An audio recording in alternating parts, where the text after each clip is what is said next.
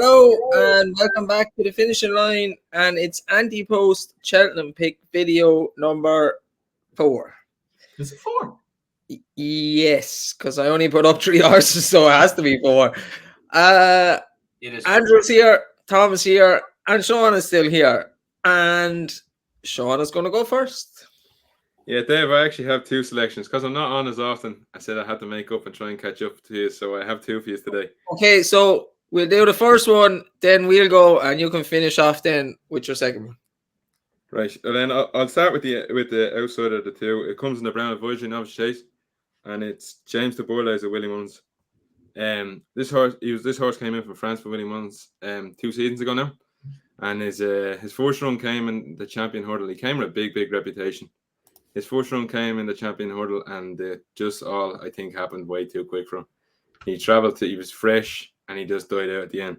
But the key part, he stepped up at punches down to 3 miles, and he ran an absolute screamer. He was behind Classical Dream, and he was in front of horses like Ronald Pump and the Paddy Power favourite this weekend, French Dynamite. So I think that form he's 3 miles. I think it's going to be this guy's route. Willie Mullins' stable tour. He also said he's one of his top stayers this season. So I really like him, and I really like the fact that I like horses who go into open hurdle company and then step back down to the novice chasing. So at 20-1, James de Bourlaise is my pick in the brown version novice chase.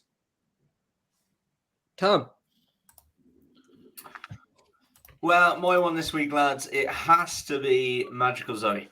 I was mightily impressed with her at Down Royal. And I'll be honest, hands up, it was only after that race I went back and I watched her Cork bumper win, and oh my God, did she bolt up. Sinead Whittle pulled her out from in behind a group of horses. She gave her a kick in the belly, and this mare took off. And she did the same then again in her maiden hurdle at Wexford. She literally won on the bridle for Conor Brassel by a length and a half. And then she's gone into her first proper race. She's been ridden out the back, and she's gone and beaten Nikini in the Model Kingdom. And yeah, just the way she did it. She got bumps at the second last. She was in behind a couple of horses. She wasn't even great at the last. And then when Adrian Heskin's given her a squeeze and got after her, she's absolutely taken off again. We were discussing this the other day, how that's the way to ride them in the mares novice, is to drop them in. I think they'll definitely do that with her, and I can see her finishing off like an absolute train. I think that was a fairly good race at the weekend. I was saying on the review show, I'm a massive fan of the Model Kingdom. I think she's a really good mare. Nikini got really well supported as well, and Magical Zoe just picked them up, and for me was much the best horse. Positives are, there's only one race she's going to go for, which is the Mares Novice Hurdle, and I think 12-1 is a fair price. I did get on straight after at 16s.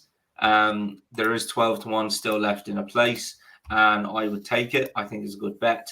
And yeah, look, there's going to be more mares come out for sure.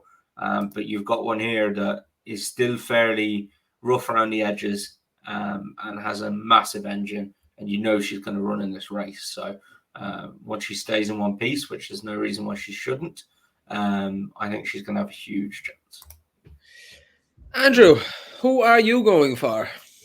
My one is going in the Stairs Hurdle, going against your pal Florent Porter. If it's Buzz, I'm shutting this thing off. Shit. So it's Blazing Cal for Charles Burns. Look, I put up Buzz as the horse to follow for the season, because I think he's going to win the races in the UK up to Cheltenham. Go through the stairs. You have Florent Porter, rightly favourites after winning the last 2 ones. You have Blazing Cal in at 8-1 second favourites. And you have the likes of Bob Allinger, who we don't know if he will go here, if what's going to happen with him. We know more on Sunday. Stateman, more or less like going chasing. Hillcrest is out for the season. Nice Guy's out for the season. Classical Dream doesn't stay 3 miles at Cheltenham. And then you're into Buzz, Sir Gerhard, who is going staying over hurdle, but he's not going to run this. You have Maria's Rock is going to go to Mare. Brandy Love's going to Mare. You've Monkfish, Appreciate, Three Side Life, Epitont. It's looking like a 2-horse race as of now. And there's only one way this horse's price is going to go. He's meant to come back out in around Christmas time into the new year. It was actually Dave who put him on to me last year. It was this time last year we seen him run at Cheltenham, and he looks a very, very raw horse. It's still green as grass. And he beat Janino Bello by 2.5 lengths, but Jesus Christ, he was running around all over the place. He gave the horse a headbutton to run in, and he kept running into it again. But the thing was, when he put his head down and he realised what he had to do, he opened up his legs and he was powering through the line. He improved on that again on his next run, who he beat the same horse, but beat before 4.25 lengths. But he done this in a style of a very top-class horse. Traveled really smoothly through the race. He stood out like a sore thumb travelling through it. Jumped the last, kept on very well up the hill, and he won as he liked. I think the better race he goes in and the more he gets dragged into a race, the better version of Blazing Cal you're going to see. Like, he's only ever had to run 8 times in his whole career. He's only had to run 3 times over hurdles. So he's open to any amount of improvement.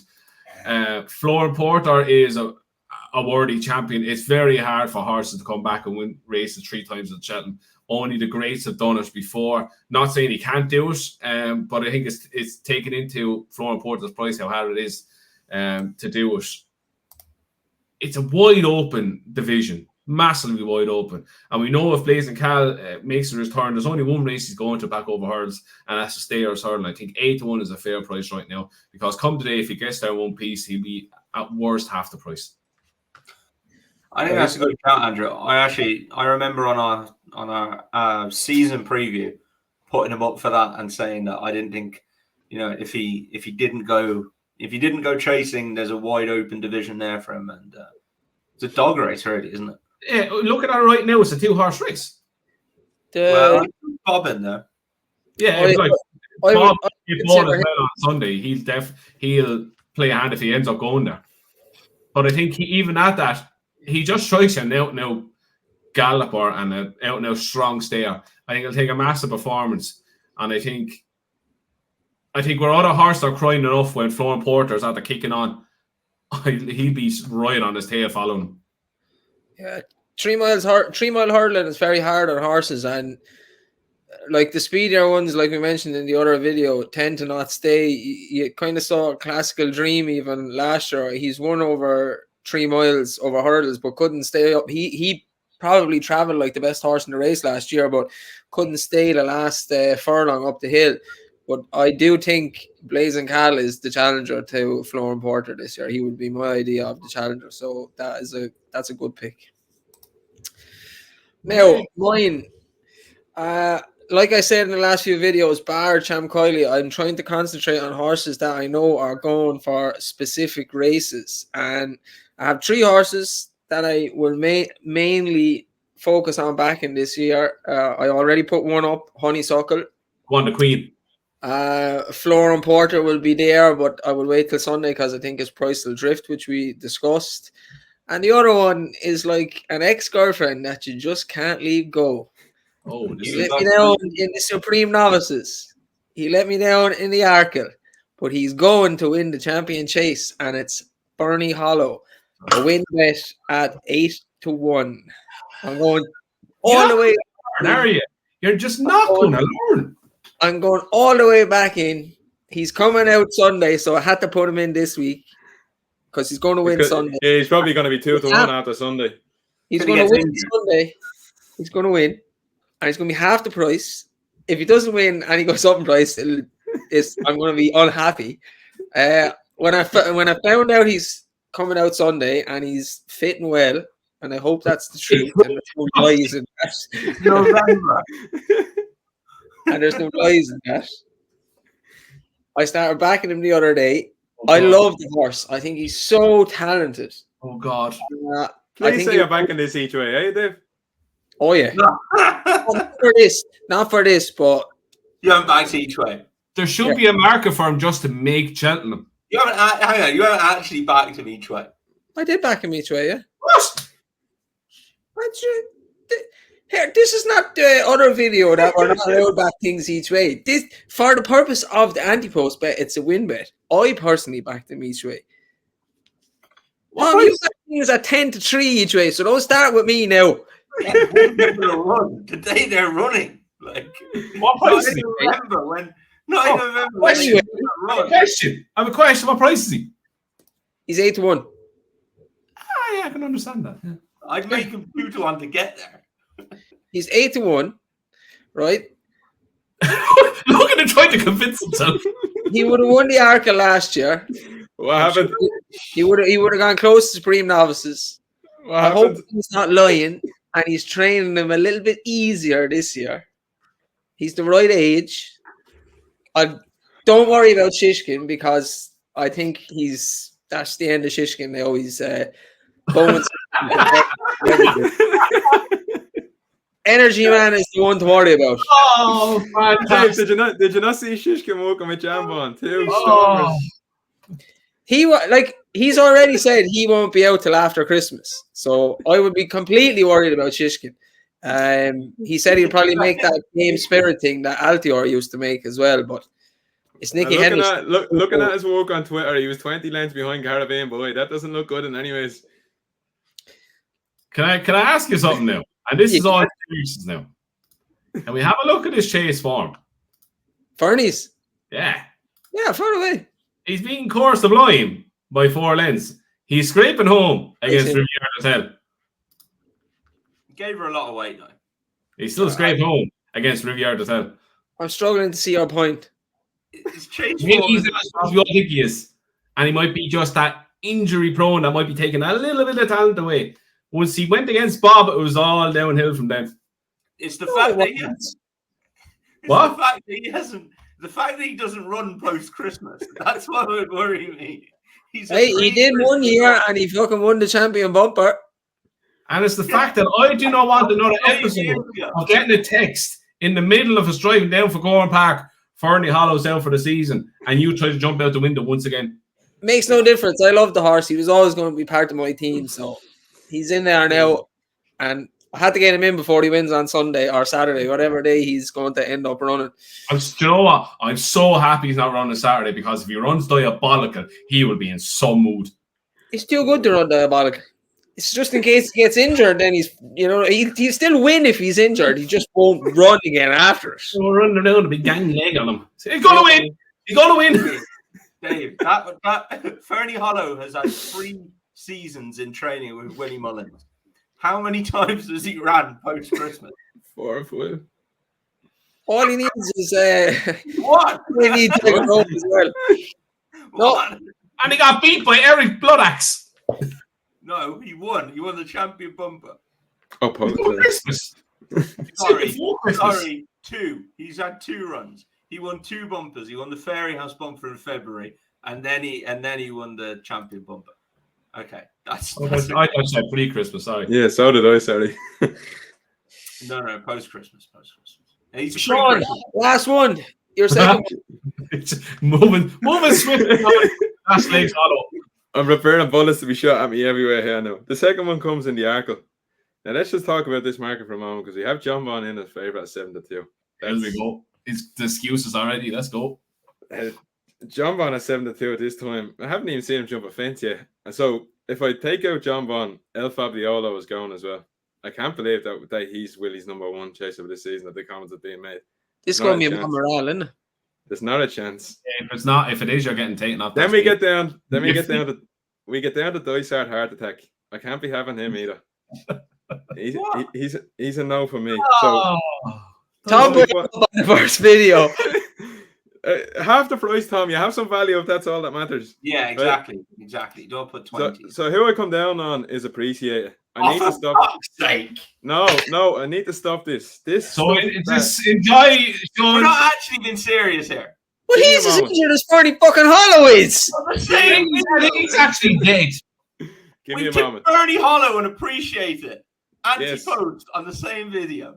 Good Jesus. This carry on that people think that Appreciate it's a stare needs to stop.